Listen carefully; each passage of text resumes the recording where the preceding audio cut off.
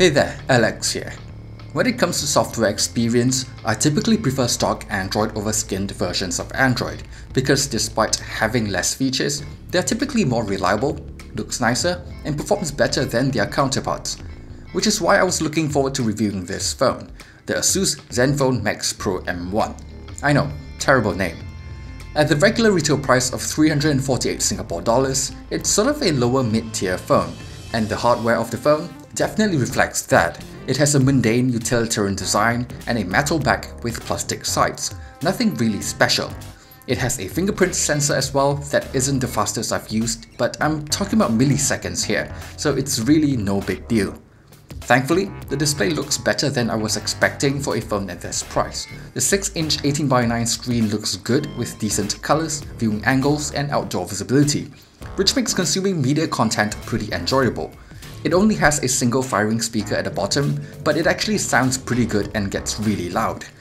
As I've mentioned earlier, the Max Pro M1 runs a near-stock version of Android with just a few tweaks from Asus, a couple of additional apps, and a couple of extra features, like gestures to launch apps, face unlock, and some additional tweaks for display settings. This near-stock Android software, coupled with a good mid-tier Snapdragon 636 chipset, ensures a pretty smooth and responsive experience. Apps launches quickly, and games runs well too if you don't push the graphics settings too high. It's just a nicer experience, and I hope Asus would consider doing this for their future devices too. As expected from a phone with a generous 5000 mAh battery, clean software, and power-efficient hardware, the battery life is stupendously good. I can get around a day and a half of battery life even with quite a bit of gaming thrown in. So I can definitely see it going 2 days with moderate use. Something else that is sort of expected is the camera performance. At this price range, cameras are often one of the compromises made. It performs decent enough in good lighting, but can struggle a little in more challenging lighting conditions. The secondary camera here is purely used for producing portrait shots, and those works well enough for the most part. Images in low light looks a little soft and grainy and just barely passable. While the ability to record in 4K is nice, there's no optical image stabilization, so things can look a little shaky.